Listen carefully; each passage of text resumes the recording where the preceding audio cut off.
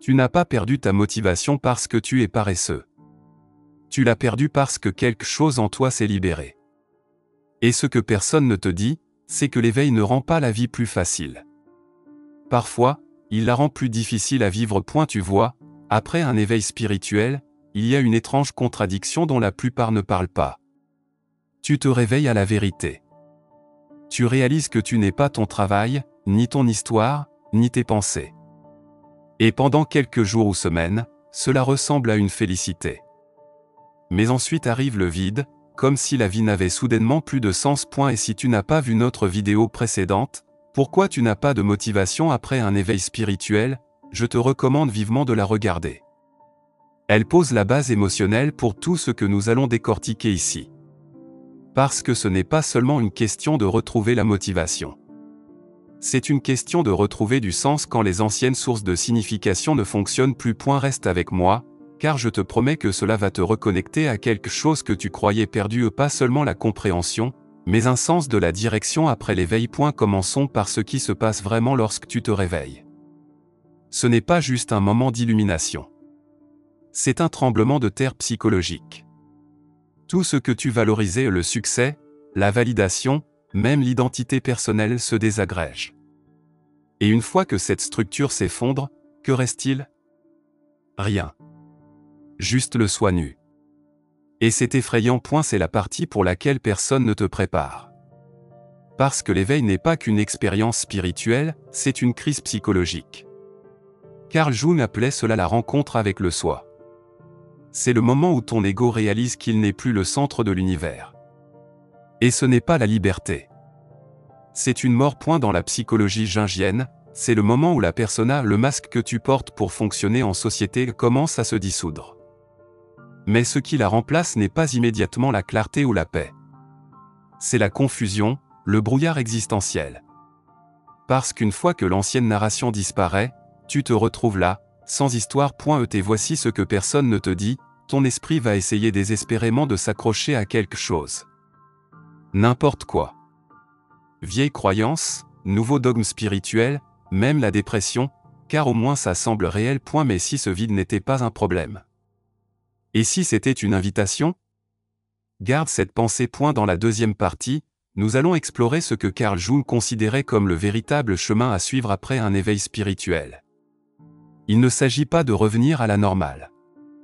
Il s'agit de construire quelque chose de beaucoup plus profond. Et la façon dont il a présenté ce voyage pourrait bouleverser ta compréhension de la guérison. Alors, si le vide que tu ressens après l'éveil n'est pas un problème, qu'est-ce que c'est? Carl Jung croyait que ce vide, l'absence de ton ancien soi, n'est pas la fin de ton voyage.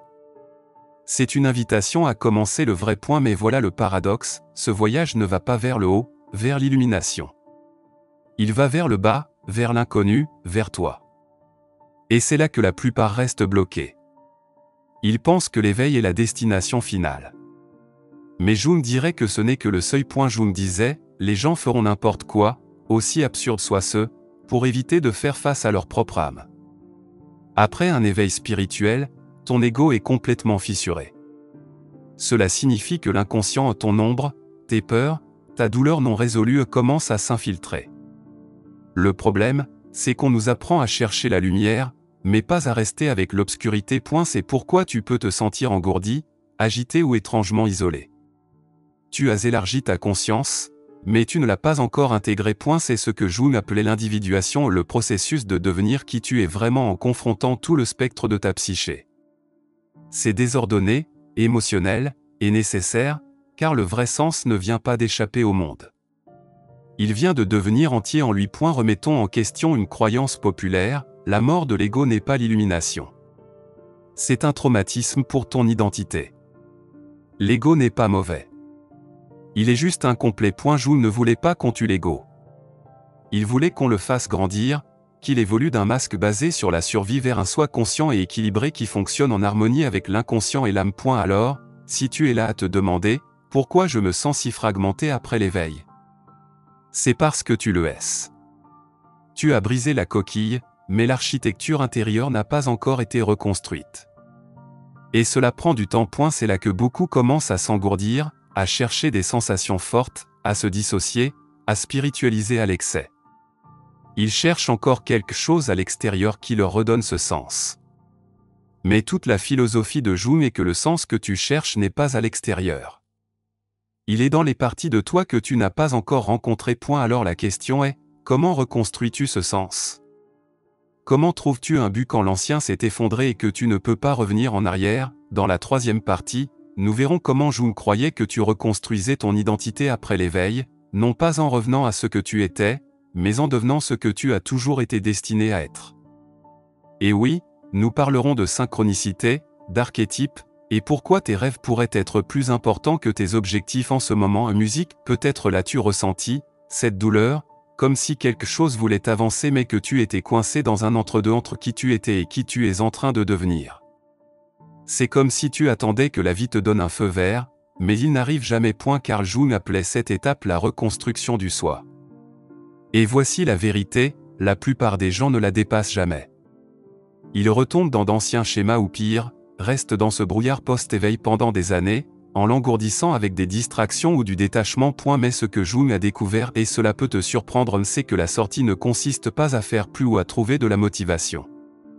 Il s'agit de comprendre l'architecture de ton monde intérieur. Parlons du concept jungien des archétypes, les modèles universels de la psyché humaine. Pense à eux comme à des plans intérieurs qui t'aident à comprendre qui tu es en train de devenir, le héros, le chercheur, le sage, l'orphelin. Ce ne sont pas des fantasmes, ce sont des schémas de transformation. Quand tu as éveillé, ton ancien archétype peut être celui du conquérant, du plaisant, du survivant et ne fonctionne plus. C'est pour cela que tout semble sans but maintenant. Tu n'es pas brisé. Tu as simplement dépassé ton rôle. C'est puissant parce que maintenant tu peux choisir, non pas par peur ou programmation, mais par vérité. Jung disait que la tâche n'est pas de devenir bon, ni même spirituel. C'est de devenir entier. Cela signifie embrasser tes contradictions, tes ombres, tes dons, ton chagrin. Car ton nouveau sens ne viendra pas du monde extérieur. Il est déjà codé en toi, attendant d'être rappelé. Et la plupart des gens ignorent leurs rêves, mais Jung non. Il croyait que ton esprit inconscient t'envoie des messages chaque nuit, essayant de te guider vers l'intégration. Ce n'est pas du wawa, c'est ton cerveau qui réorganise ta psyché. Fais attention aux symboles récurrents, aux animaux, aux bâtiments impossibles, à cet étranger familier que tu continues de voir. Ce ne sont pas que des hasards, ce sont des messagers. Alors, si tu t'es senti perdu, commence ici. Tiens un journal de rêve. Note les images. Ne les analyse pas, observe simplement. Avec le temps, tu verras la carte se former. Des motifs apparaîtront. C'est ton subconscient qui te donne des pièces de la nouvelle identité que tu construis. Et quand tu commenceras à agir selon ces indices, les synchronicités commenceront à apparaître. La vie commencera à te murmurer en retour. C'est l'alchimie à laquelle Jung faisait allusion. Maintenant, tu te demandes peut-être, mais comment je vis ça? Comment est-ce que je prends toute cette transformation intérieure et que je construis vraiment une vie avec? Parce que la conscience est belle, mais tu as encore des factures à payer, des relations à honorer, une réalité dans laquelle fonctionner. C'est précisément là où nous allons dans la quatrième partie. Nous parlerons de comment amener ton nouveau soi dans le monde avec clarté, but et paix. Oui, même dans cette vie moderne chaotique. Voici la vérité inconfortable que la plupart évitent, l'éveil ne te rend pas surhumain. Il te rend plus humain, réel, vulnérable, conscient. Et cette conscience exige quelque chose de toi. Elle ne te laisse pas revenir en pilote automatique. Le monde autour de toi continuera d'essayer de te tirer vers le bruit, la performance, la comparaison. Mais Carl Jung te rappellerait que le but n'est pas de rentrer dans la boîte. C'est d'apprendre à vivre depuis ton centre dans le monde réel. Pour cela, tu as besoin de nouveaux outils. Pas seulement des techniques, mais des cadres intérieurs qui soutiennent l'émergence de ton moi le plus vrai. Parlons donc de 3 outils puissants du point de vue de Jung qui peuvent t'aider à retrouver du sens. Pas un sens emprunté, pas une motivation Instagram, mais le tien. Outil numéro 1. Réapprends le langage du silence. Notre monde est bruyant, insupportablement bruyant, pas seulement en son, mais en attente. Même la guérison est devenue du bruit. Alors quand nous nous arrêtons enfin, quand nous nous asseyons seuls sans téléphone, sans stimulation, juste nous et le silence, la plupart paniquent. Car dans le silence il n'y a pas de script à suivre. Pas d'algorithme à satisfaire. Il n'y a que TOI.ET. Tu as probablement évité cette version de toi pendant très longtemps. Je me dirais que le silence n'est pas une absence. C'est une présence. Une présence si profonde qu'elle menace l'illusion de contrôle de l'ego. Le silence est là où le soi commence à parler. Pas le soi extérieur, mais le témoin intérieur, l'âme. Mais voici le truc, ne t'assieds pas dans le silence en essayant d'entendre quelque chose de profond. C'est encore l'ego. Assieds-toi dans le silence sans besoin que ça fasse quoi que ce soit. Laisse la peur venir. Laisse l'ennui émerger. Laisse l'inconfort te parcourir la peau. C'est ta psyché qui se désintoxique de la dépendance au bruit. Et dans cette quiétude, les schémas émergent. Tu commences à remarquer ce que ton système nerveux essaie de te dire. Ton arrière-plan émotionnel trouve une voie et finalement une connaissance silencieuse émerge, non par la pensée, mais par la vérité ressentie. C'est là que les racines du sens sont plantées, car le silence crée de l'espace pour ta propre autorité. Oui, cela peut être terrifiant de réaliser que personne d'autre, ni tes parents, ni des gourous, ni des systèmes ne peut te dire ce qui est juste pour ton âme. Toi seul peux. Mais c'est aussi ça, la liberté. C'est là que commence le sens. Outil numéro 2, reprends ton mythe personnel. Après l'éveil, beaucoup se sentent déconnectés du jeu de la vie. Les emplois semblent faux. Les objectifs creux. Les relations transactionnelles. Mais je me dirais, tu n'es pas en dehors du monde. Tu as juste dépassé ton histoire empruntée. Maintenant il est temps de te souvenir du mythe. Tu es venu ici pour vivre. Chaque âme a un mythe, un schéma unique d'être qu'elle est venue exprimer. Ce n'est pas toujours évident. Parfois enfoui sous des années de conditionnement. Mais si tu regardes de près, tu peux trouver des indices. Pense à ton enfance. Que faisais-tu sans effort avant que la honte n'entre dans la pièce? Qu'est-ce qui te faisait perdre la notion du temps simplement parce que ça te faisait te sentir vivant, même si cela semble enfantin, bizarre ou improductif? Il y a un fil de sens là. Jung croyait que ces premières expressions ne sont pas aléatoires. Ce sont des aperçus du soi avant d'être édités par le monde. Il ne s'agit pas de fixer des objectifs. Il s'agit d'écouter ce que la vie essaie d'exprimer à travers toi. Ce qui revient sans cesse, peu importe combien tu essaies de le réprimer, c'est ton mythe qui t'appelle. Et ce ne sera pas comme le chemin de quelqu'un d'autre, car ce n'est pas censé l'être. Outil numéro 3, transforme ta souffrance en article. Voici l'un des plus grands mensonges culturels, que la créativité vient du bonheur et que l'art est réservé aux talentueux. Jung serait en total désaccord.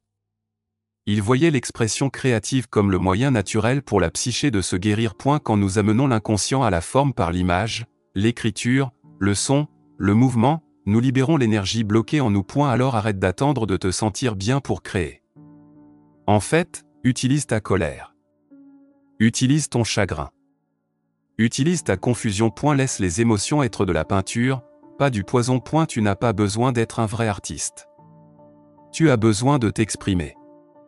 Fais-le comme un enfant, curieux, désordonné, sans excuse. Pas pour des likes, pas pour la perfection, mais parce que quelque chose en toi a besoin de sortir. Voici la chose, plus tu le permets d'être brut et vrai, plus cela devient transcendant. Tu trouves non seulement du sens à travers cela, mais tu crées aussi du sens pour les autres. En conclusion, l'intégration ne consiste pas à revenir à ce que tu étais. Il s'agit de lâcher tout ce qui n'est pas vraiment toi et de vivre ensuite depuis la clarté qui reste. Le silence te donne accès à ta voix intérieure. Ton mythe personnel te donne une direction. Et la créativité te donne le courage de l'incarner. Oui, l'éveil peut te coûter des choses, relations, identité, carrière, mais si ces choses étaient construites sur des illusions, alors elles n'ont jamais été vraiment tiennes. Et la récompense est un vrai sens, un sens que personne ne peut te retirer parce que tu t'en souviens toi-même. Si cette vidéo a parlé à quelque chose de réel en toi, tu n'es pas seul.